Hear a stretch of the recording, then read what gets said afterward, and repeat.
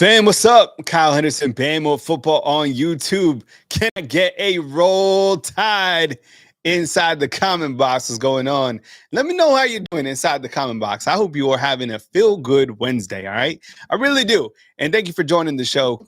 Coming to you from beautiful Tuscaloosa, Alabama. Yesterday, we had an opportunity to hear Coach Kalen DeBoer speak to the media down in Mobile, Alabama, right, during Reese's Senior Bowl. He answered a variety of questions. We're going to talk about each of those topics, ranging from Ryan Grubb, Ty Simpson, talk about the momentum of this team going into 2025, Deontay Lawson, Ryan Williams, and we're going to talk on the back end of the show about Jalen Milroe and what NFL scouts have seen yesterday from Jalen Milroe. So all this and more today on Bama Football on YouTube. Thank you again for always joining me during the week, Monday through Friday, live at 10 a.m. Central Time. Definitely get inside the comment box.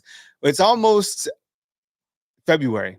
What's crazy about January is it lasts so damn long, right? It's like, I'm telling you, right? Who out there has done like a million different things, went through a million different emotions in the month of January, right? It's crazy. This is like, it's a year. January is a year, all right? But we made it, and we are inching closer to February. All right, so let's start out with yesterday, talking about Coach Kalen DeBoer and what he had to say about Ryan Grubb. To me, and I had a video, and I'm sure you've already seen this, but it was confusing. This is what we call, and I'm not sure who came up with. I might have came up with this. I don't know, but this is what we call word salad. Right? I don't know who started that. I hope I did, but it's funny as hell. All right. So this is what he said when asked about Ryan Grubb yesterday. Okay. He said, we had to be better. No, this wasn't that. Let's go to the Grubb one. All right. Here it is. Where is that clip? Is it over here? Give me 1 second. Oh, I can't. I don't even know where it went. I guess what he said was that he's waiting for Grubb to go through some sort of a process, and he's going to be here for him throughout that process. Now I was thinking about it. It's like, what does that even mean? What is the process that Ryan Grubb is going through? And I was reading through the comments inside the comment box, and somebody brought this up. They were like, I think what it means is the process is he's looking for a different opportunity other than Alabama. And if he finds another job that isn't in Tuscaloosa, that is the route that he's going to take. I ain't come up with that. Somebody inside the comment box did. So I was like, okay. So Jamie, see the thing about Ryan Grubb is when you talk about Grubb and why I get, and I've never, this is just the rumor, but everybody seems to know or seems to assume that his wife doesn't want to move to Tuscaloosa. She's never came out publicly and said that. That is just kind of the running rumor, and it just continues to be like the thing. I talk about this all the time. It's like, are you tired about talking about Ryan Grubb? And it's an interesting topic because of the fact that this is the reality, okay? The reality is this. You have Nick Sheridan, who came here as the tight ends coach, that he was supposed to be the tight ends coach, and he was elevated to OC. Now, the reality is as well is that you had Jalen Milroe as your quarterback. And as you've seen in the Senior Bowl, he's struggling. He's doing the same thing that he was doing during the season. Fans want Ryan Grubb to come to Alabama because fans believe that Grubb and Kalen DeBoer are like Bert and Ernie, and they have some incredible camaraderie that helps them out on the football field. These guys, this is the first year since 2007 that they haven't been together, was this past year. And one of the coaches got fired, Ryan Grubb. Think about this. This is the first year that they were that they didn't coach since 2007. Okay. One of them got their ass fired from Seattle, and the other one almost did too, losing 4 games. Look, okay, Stretch being fired. But nobody's happy. Go look at the views on Coach Kalen DeBoer's videos. Nobody's watching because it's all talk. People are tired of word salad. People are tired of like not answering directly about things. People want wins. That's it. They want wins in recruiting. They want, and by the way, Alabama only has one commitment from 2026. I don't know if you like that or if you follow the recruiting. I think it's completely changed. It's all about the transfers now. I feel that people are tired of word salad and they want wins. They want to see production. And the great thing about Alabama fans, as sweet as they are in the Southern hospitality, is they are willing to give Coach Kalen DeBoer this next. They basically are giving him grace in 2024. And they're like, okay, it's your first year. Coach Saban, he struggled. He lost to Louisiana Monroe. Kirby Smart sucked out the gates. Okay, Marcus Freeman got Notre Dame to the title game in 3 years. Year one, we'll let it slide. We'll give you grace. But I'm telling you, and as you know, Alabama fans are not patient. That's why they're pressing on Ryan Grubb because, look, you don't have a successful season this year. They say fans will not deal with two consecutive seasons of not making the playoffs. Greg Byrne will be having to make some tough decisions. I'm serious. If they don't make the playoffs this coming year, you gotta start really looking at the coach that you hired. That's how serious this year is. Whether you want, think about this: if you gave Coach Kalen DeBoer grace, and you should, right? If Alabama doesn't make the playoffs this year, how are you feeling? You're gonna give him grace in year two, right? What did they say? Fool me once, shame. We got T in the house. T just flew in. Good morning, everyone. What's up, T? Flew right in. Yeah, fool me once, shame on you. Fool me twice, shame on me. Yeah, that's what they say. Mm-hmm. So look, there's a lot of grace, and that's for whoever to decide. I don't know, but do you want to make the playoffs? Is Coach Kalen DeBoer good enough without Ryan Grubb to make the playoffs? Can Burt survive without Ernie? I don't know. Maybe Coach Kalen DeBoer's Ernie. I don't know. But I was thinking about this too, and this stood out to me yesterday. Coach Kalen DeBoer in his opening comments was saying we have to do better. He acknowledges that clearly. We have to work together as a staff, and it already feels different. And I like to read between the lines. Already feels different. What already feels different? Like the locker room? And I was thinking that it feels different. Does that mean because some guys are gone? Because some guys who maybe controlled the program are gone? Is that why it feels better? Or does it feel better because you got punched in the face and now you're like, you understand what's at stake? I don't know. And then I started thinking about this. It's like really excited about the momentum because of the returning players. So I was like, I like that because think about this. And I just put up a quick graphic to kind of show you, to kind of build on that last thing he said, right? Momentum because of the returning players. Trivia. What do all of these players have in common that are listed on the screen? What do they all have in common? LT Overton, Jeremy Bernard, Damani Jackson, Ryan Williams, Keon Sabb, and Parker Brailsford. All these guys are coming back. What do they all have in common? T? I'm not sure. No, they're not all transfers. What do they all have in common? Are they from Alabama? Well, they are all transfers. That's number one. No, but Ryan's not a transfer. No, I know. No. Outside of Ryan, they're all transfers. Yeah. That's one. But what else? I don't know. Yeah, Max Tooney, LT Overton's coming back. Yeah, he's coming back. No, that Haynes wore. So each player I know football's confusing. Players have the same jersey number on each side of the ball. Okay, there were starters. Okay, sure. None of these guys played for Coach Saban. Oh. Okay. None of these guys played for Coach Saban. That's what they all have in common. So when I was thinking about the last thing that he said, look, I'm excited about the returning players, and not to say that you don't want players returning for Saban, but I'm talking about. This is starting to be his team. We'll go and run some percentages in terms of the returning starters and how much of those guys and how many of those guys played for Coach Saban. I think that would be interesting data points to look at. But I think what you're getting at is these are Coach Kalen DeBoer's guys. And I understand Coach Saban recruited Damani Jackson. Coach Saban recruited Ryan Williams, of course. But all these guys right here, none of them played for Coach Saban. All these guys are Coach Kalen DeBoer guys. Yeah. Huh. So I think that's why he's excited, because now you're starting to see year 2. These are his guys. Yep. Handpicked. And look, point one of these guys out that you're not excited about. If you're not feeling good about Coach Kalen DeBoer, if you're like, this guy isn't it, look at the guys that he recruited. The one guy, which is Ryan Williams. You mad about him coming back? One of the best players in college football coming back. Are you mad about any of these transfers coming back? I'm serious. You're happy about every single one of those guys that's on this screen. And all of those guys are Coach Kalen DeBoer. So if you're out there and you're like, he's not the guy.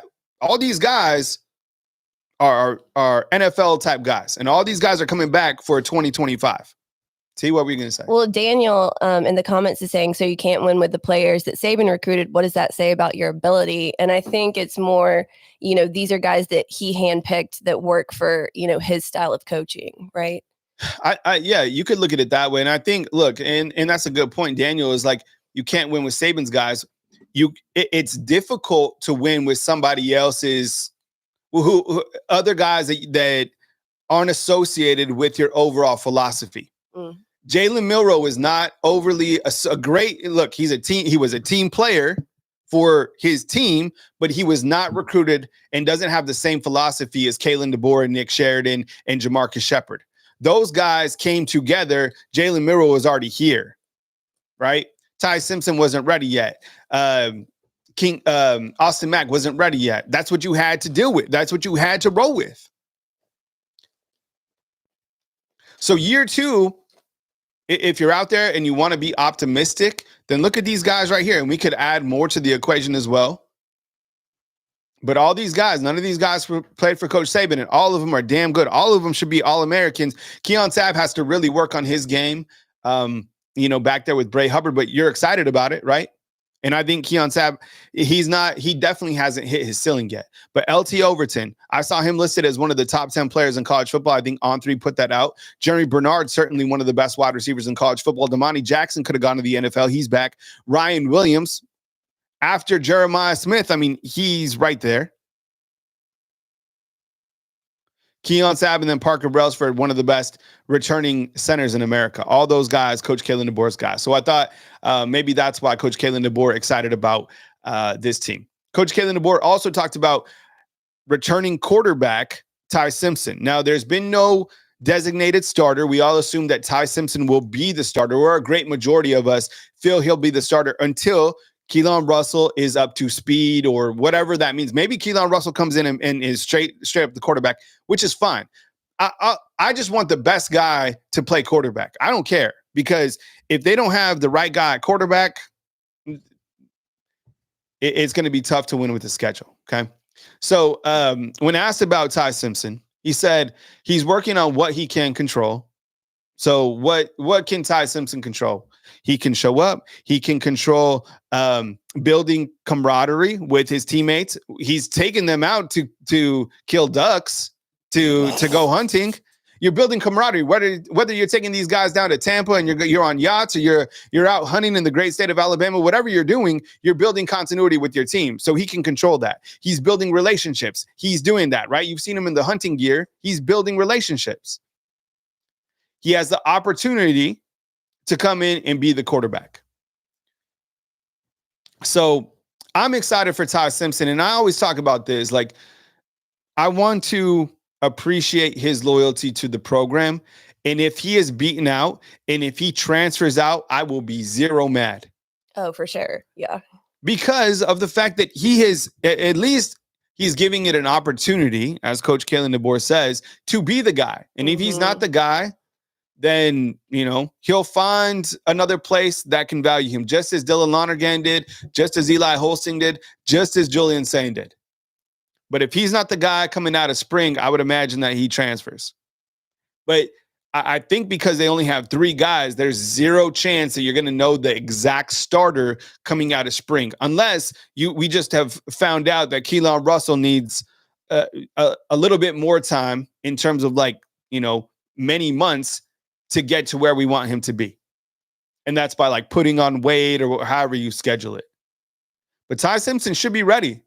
We haven't seen a lot of productivity from him, but he's been in 16 games. We talked about this yesterday. He is a dual threat quarterback. He understands the schematics. His dad, is a college football coach. He's a great dude. I think he will continue to be a great ambassador, just as the past quarterbacks have for Alabama football. Christian, what's up? See you inside the comment box. So I'm overly I am 0% upset or worried about Ty Simpson coming in. I just want to, I just want the best quarterback to play. And if he's the best quarterback, then support this guy, because loyalty in this day and age is rare at the college football level. That's why I'm not getting excited about these 2026, 2027 guys who are going to recruit or commit and then decommit, all that stuff. I want to talk about the players when they're suited up, when they have, the script day on. So, because everything has changed. Everything is completely changed. How you feeling about Ty Simpson? Undefeated. You guys excited about? What is your excitement level about Ty Simpson inside the comment box on a scale of 1 to 10? 10, you're yo, feeling this dude, supporting him 100%. How you feeling, T? I'm really excited to see him actually play, a full game. So I'm gonna give it a 7. Yeah. Okay. Yeah. I'm probably an 8. And this is nothing to do with picking him over Keelan Russell. If Keelan Russell comes in and he's the guy, I want him to start, period. If Austin Mack shows that he's the best guy, I want him to start. There's no more messing around with swapping guys in and out or playing guys on loyalty. We appreciate the loyalty, but if you're not it, then scoot aside. And Byron brings up that Simpson's not a DeBoer quarterback. And that's another thing that you have to look at as well. He didn't bring him in. And Ty Simpson, in an article with the Tuscaloosa News, he had to think heavy about hitting the transfer portal when Coach Saban retired. Mm-hmm. Because Coach Saban told him the pathway to the NFL starts here at Alabama. He's absolutely right. The quarterback position, 100%. However, he's bought into Coach Kalen DeBoer's program, his philosophy, and let's see what he can do this coming season. But I'm excited for him, honestly. This is very similar to a quarterback takeover that we had a couple years ago, and it turned out very well for Alabama back in 2019 when not a lot of people were behind Mac Jones, and he came in and had one of the best seasons ever. And that was the year where you brought in Bryce Young. Bryce Young wasn't ready yet. Bryce Young, while he's always been small in stature, actually put on more weight when he got with the Panthers. Different style quarterbacks. Don't compare Keelan Russell to anybody that we've had in the past. He's not similar to any of those guys. The only thing is, when we saw him, he looks a little bit light. And I don't want him taking hits like Milroe took, because the right tackle position right now, it's sus. Yeah, right? Bryce is just now over 200 pounds. Bryce, I saw him this last year. And you know what? Bryce Young had a nice back end of the season. He started playing much better this past year. Mm-hmm. And guess what had to happen to him? He had to get benched. The coach had to bench him, just as this whole Nate Oates and Mark Sears stuff was it was so, I can't even believe that it was in the headlines. Benching a player because they're not performing at their highest level, that's your job. That is your job description. That's like parenting your kids. And if your kid isn't performing to the highest level, you're just like, nah, I don't care. Just going to, no, you discipline, you take action, and your kid, they might, complain, but they bounce back. Well, it is breaking news at Alabama. Doesn't happen here. Yeah, well, he'll have another opportunity to do this next year. Who's talking about Air Bud movies? Solely? The Air Bud movies, I never really got behind those. I like Golden Retrievers, don't get me wrong, but I never really, because Air Bud, he played a lot of different sports, right? I never saw one of my favorite dog movies. I just saw it inside the comment box. One of my favorite dog movies was Homeward Bound. Oh my God, I love that movie. And Milo and Otis. I'm gonna date myself. Who else saw Milo and Otis? Yes. Anybody see Milo and Otis? Yes. And I don't know if you guys saw this one. The Adventures of Yellow Dog. So the guy goes out, he gets like shipwrecked or something like that, and he's with his Labrador. Anyways. Oh, that kind of rings a bell, but I don't think I saw it. Man, those dog movies. You know what? Big dog people, clearly. Those dog movies are serious. What about that book everyone had to read in 5th grade where the red fern grows? Don't even bring that up. I went up crying to my mom. Goodness. I was like, why would they do this to us? Where the red fern grows? Oh my God. Turn out the heartstrings. Okay, we talked about Grubb. This is the reality. If you could fix this up on Top T, it should say DeBoer on Deontay Lawson. Mm-hmm. Coach DeBoer was asked about Deontay Lawson, and he wears number 0 now, by the way. That's like a thing. Players wearing number 0. I like it. I think Terran Arnold wears number 0, and now Deontay Lawson does too. I just threw this graphic on. He used to be number 32. He said what we all knew, and that was that Deontay Lawson was planning to go to the NFL. I mean, as you know, if you follow my shows, I always talked about Deontay Lawson and Jahad Campbell both being NFL-type guys. But because of the fact that Deontay Lawson was injured, right, knee injury, and he's not going to be available until the fall, Deontay Lawson had to shift gears, and he's coming back for this season. So I think it's going to work out clearly for Alabama's defense and for Deontay Lawson. Label him a first-round guy, but just in the class of 2026. Now, what it did is it caused a linebacker shakeup because now this is the linebacker room. Now you lost Justin Okoronkwo, you lost Jeremiah Alexander. I think there was a Sterling Dixon who was an inside linebacker. But here's your inside linebackers going into this season. So put your hand over Deontay Lawson because he's not going to be available for the springtime. So your springtime linebackers will be Justin Jefferson, Nikhil Green, the transfer from Colorado, right? And look for emerging guys in that room, such as Caden Jones, QB Reese. I'm really excited about Luke Metz. These younger linebackers that they got in, hopefully these guys can wait and develop their time. But nobody was a bigger Roll Tide recruit than Luke Metz. Luke Metz, he's from Georgia. He went after the kid was committed to Alabama. He still went to Georgia, took pictures with Kirby Smart, but was all Roll Tide, right? So you like a guy like that. QB Reese, we don't talk about him a lot, but he's an in-state guy in the developmental process. And you know what? Justin Okoronkwo, why he kind of had the headlines of a guy who left. Caden Jones had more tackles than Justin Okoronkwo. So and when you look to underrated players within this room, probably label Caden Jones as one of those guys that he's much better than we probably give him credit for. Beethoven. Remember that was the one with the big St. Bernard? Mm-hmm. Yeah. Homer. Yeah. What was that one? God, it was this guy. I don't know if it was a lab or a golden retriever. Oh, Marley and Me, right? Yeah, that's another. I refuse to watch that movie. That's another one. Yeah, that's another tough one. Yeah, post your favorite dog movie inside the comment box. There's a million of them. Yeah. I'm trying to think. A Dog's Life. That's what I was just talking about with someone. That one was really sad. Turner and Hooch.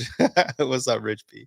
So your inside linebacker is very good across the board. And Justin Jefferson, and there's a lot of news in that room because you have Justin Jefferson, because of the Diego Pavia rule, he's able to come back. Really, this is how it could have worked out for Alabama. You could have had maybe Nikhil Green and Justin Okoronkwo and Caden Jones as kind of that group going in, which none of those guys have a lot of experience. Instead, this is now one of your most experienced units on the defensive side, along with now the grown-up secondary, right? Because Deontay Lawson started every game before he got injured. Justin Jefferson came in. He was a starter with the green dot calling the plays. And then Nikhil Green had 82 tackles last year playing for Colorado.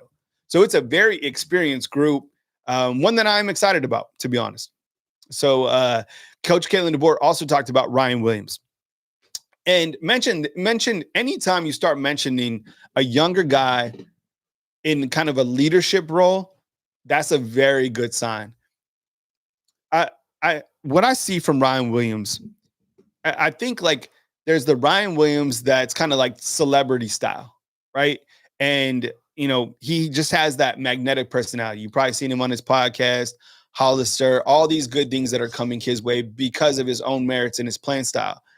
But this guy is also a leader, and he's a team guy through and through. This was the biggest get for Coach Kalen DeBoer. This is the best thing to happen for Coach Kalen DeBoer since Coach Kalen DeBoer got here, was being able to pitch his philosophy to Ryan Williams, and Ryan Williams to be the guy that he is. Imagine if Ryan Williams didn't come here, right? The whole world would have changed. And yesterday, when he was talking about Ryan Williams and mentioning him in more of kind of a leadership position this coming year, that's a good thing. Anytime you have a sophomore, right? Someone who could be sophomoric stepping up as a leader, that says a lot. Honestly, it really does. And they said what they're going to try to do with him is refine him. And you have to refine some of those wide receivers like a Jalen Mbakwe, continue to work on new guys who are coming up like a Cole Adams or Rico Scott, a Jalen Hell. The wide receiver room is absolutely talented, 100%. But he mentions Jeremy and Ryan Williams. So I was putting those numbers together. And these guys together, 1,600 yards last season with 10 total touchdowns, right? This is one of the most dangerous wide receiver combos coming back in college football. I think over the last couple of years, Ohio State definitely has had like the top tier wide receivers, but Alabama hasn't been too far behind that. And now when you have this duo coming back, and you also have Isaiah Horton coming in, right? We don't know how good Jalen Mbakwe is going to be. We can't sleep on Rico Scott, Jalen Hell, all those guys in that wide receiver room. I think what really set apart like the rideouts, honestly, Derek Meadows, thank you. Latsier Brooks, that's another one, right? By the way, this hat, I don't know if you can see this hat. This is the hard hat. They have this. This is a basketball hat that I got at Chris Mobley as well. I wish the hard hat was like a little bit bigger. Yeah. That's cool. But as you know, after each basketball game, Coach Nate Oates gives the hard hat award. So again, people ask me about my hats. I get most of my hats at Chris Mobley. I thought I had them right here. I don't. But yeah, Chris Mobley's where to get the hats at. But one of the things that really stood out to me, the wide receivers in the past, okay, that were like the rideouts that really set them apart, okay, was the fact that they were great downfield blockers. I haven't really seen that over the last couple of years. Like I would always see a running back breaking something downfield, and it was crazy to me. Or let's say like Jerry Jeudy caught like a slant or something like that and was running downfield. Well, you know who was downfield making a block was like Henry Ruggs or something. You see what I'm saying? Like that kind of changed. And that was kind of that ride out mentality. I want to see those guys do that. And you know what? To be honest, I saw Ryan Williams out there blocking his tail off a couple times. I'm really not the biggest dude in the world, but right? Like when you think back, he was out there battling. Yeah, I remember a couple of those. Yeah. So these two coming back, Coach Kalen DeBoer really excited about that. But I think you have to look to the wide receivers overall and really give these guys the hype that they deserve. I think this will probably be, this is going to be big what I say right here. I think these will be the best Alabama wide receivers that we've had since the John Mechie and Jameson Williams, right? A grown-up Ryan Williams, a returning Jeremy Bernard, an incoming Isaiah Horton, hopefully soon Jalen Hell, right? A Rico Scott, the younger guys coming up, Cole Adams. You see what I'm saying? I honestly feel that this wide receiver group will be one of the better ones that we've had since maybe like 2021, 2022, something like that. All right. Also in the news, Jalen Milroe. Okay. I said this, that I feel personally that he shouldn't have gone to the Reese Senior Bowl. I felt that he should have just gone to the NFL Combine and left it there. Well, he went to down in Mobile, right? And he's competing in this Reese Senior Bowl. By the way, when is this game? Is it tomorrow? Is the Senior Bowl tomorrow? Anyways, yesterday, and I'm sure you saw it as well, it started with the fact that his hands were small. Okay. He has some of the Saturday. Thank you. That's what I thought. I was like, there's no way they're going to have a game on Thursday. Tonight, Alabama and Mississippi State in basketball. Mississippi State number 14. This is kind of that gauntlet of a stretch. King's family reacts. What's up, man? Looks like you got a new avatar, man. That's what's up. Short game. What's going on, man? See you inside the comment box as well. So it started talking about the hand size. Now, in no way am I a quarterback guru. There's other quarterbacks that have had similar size hands and are still productive in the NFL. I think like Joe Burrow doesn't have the biggest hands. But like Tua, his hands are like 10 inches. Jalen Milroe's like, under 9 inches, whatever the case is. So on the field yesterday, he struggled. What was the feedback? If you were following the Senior Bowl yesterday, inside the comment box, did you see more negative feedback on Jalen Milroe than positive? It seemed like that was the case yesterday. Again, I'm not there. Here's what a couple scouts from the NFL said. Okay. I did see a couple positives, but mostly it was negative. All right. But I continue to still see, this guy, Milroe, still floating around, maybe like a late first round pick. However, on the far right of this graphic, Daniel Jeremiah, right, who's an NFL scout, doesn't have him in his top 50, right? You go to Ephraim Geller all the way to the left, thought he was one of the most disappointing on the day. And it seemed like Jackson Dart was a guy that was kind of climbing in the quarterback rankings. And then you have Matt Miller, who's another NFL scout. He said, just as a pure passer, he's got a lot of work to do. And I think that's continuing to be like a theme that we see with Milroe. He's an incredibly gifted athlete, a 1,000,000%, right? And I think his character and leadership stuff is top tier. Those are the exact same things that we have been. There's no character flaws with him, right? There's no leadership issues. It's more about getting the football off quickly. I saw him skip a ball. His accuracy, what's been weird is yesterday he had some downfield passing issues, which really wasn't the case for the beginning of the season. And even the year before, like his deep throws over 20 yards, it was like spot on. So I don't know. I know the Steelers seem to like him. I know there's been some talks about the Browns, but I can't see him going that early in the first round. So that's kind of where he's been. See, any takeaways, observations on Milroe? I mean, it's going to be a hot topic continuing. And there's, of course, more Alabama football players at the Senior Bowl. One of my favorite guys is there, James Burnup. He's like the tallest punter that we've had. Yeah, I'm just, I'm sorry it didn't work out the way he wanted it to. I know he really needed like a win after Michigan and, how the season ended. But that's why I feel he shouldn't have gone to the Senior Bowl. Like there wasn't a lot to gain from the Senior Bowl, in my opinion. I think he could have gained a lot. And he will go to the NFL Combine. I have no idea if he'll come to Alabama's Pro Day, which they usually hold in March as well. I'm sure he'll be around hanging out, lifting at the facilities. But, who knows? It seems like it was more negative than positive yesterday. Today is a new day. They do the same thing, go through schematics. So maybe he'll have a bounce back day, and we'll see more from Jalen Milroe in a positive light the next couple of days. Let me just ask you real quick, okay? This whole Ryan Grubb deal, are you tired of seeing it? Because it seems like we're chasing something that I feel like I say this too often. Like we're chasing something that does this have legs? Like why are we so obsessed with this, T? Yeah, I mean, like I said, it feels like, chasing a bad relationship. You know what I mean? Like this guy has said no, he doesn't want to be here. Sounds like his wife doesn't want to be here.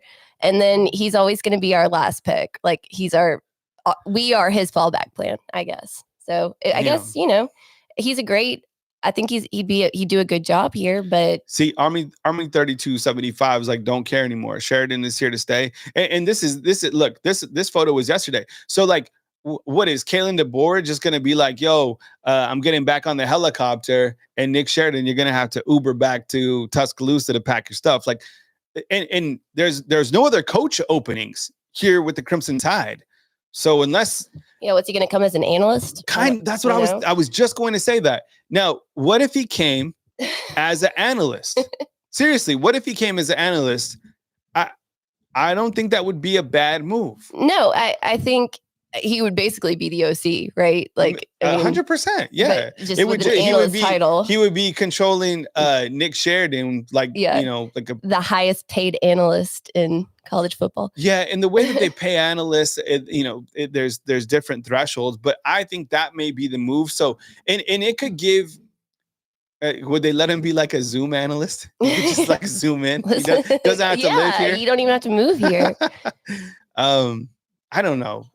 I could see an analyst for him. It just I think it was there was a quote that I put on this graphic yesterday, T. It was the video that I uploaded yesterday. And Coach Kalen DeBoer is explaining. I think I might have it on the text. I'll send it over to you if I have it.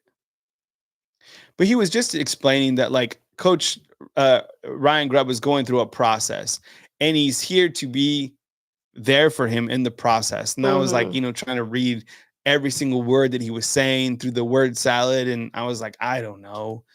It's I can't lie. I think that I would like to see, not for the drama of it. I just think he's a good coach. Ryan Grubb is. He is. Yeah. I heard that he's not that personable of a guy, but who cares about that? If he can coach and he can, this is it. Two things. If he can coach the offense, be creative with the offense, and also work with the development of the quarterbacks, because while you have Ty Simpson, who's had experience, it's very important that Keelan Russell develops to the NFL quarterback that we know he can be, right? That was the thing, like whether you want to say it or not, the past couple offensive coordinators that have been here haven't been able to translate that well with the quarterback room, because after Steve Sarkisian and AJ Milwee and Alex Mortensen were here working with the quarterbacks, and when those guys left, there hasn't been like a quarterback whisperer. I mean, Coach Kalen DeBoer is probably the best guy to work with the quarterbacks since Steve Sarkisian left in 2020. I'm serious. The quarterback room in terms of coaches started to trend the opposite way. So that's why I'm feeling that if you have DeBoer and Grubb working with the quarterbacks in the offense, Alabama football isn't that far away from where we want them to be. That's even beyond a playoff team. But if you don't get somebody in here that can continue to develop the quarterbacks and be creative offensively, I don't know if you're going to improve that much. So that's the way I see it with this Grubb deal. I'm kind of rooting for something to happen, whether he has to come in and you have 3 co-offensive coordinators, because don't forget, Jamarcus Shepard, who's also here coaching the wide receivers, who we all love, he is a co-offensive coordinator too.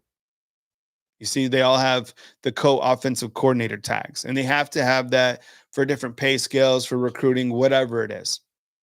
Okay.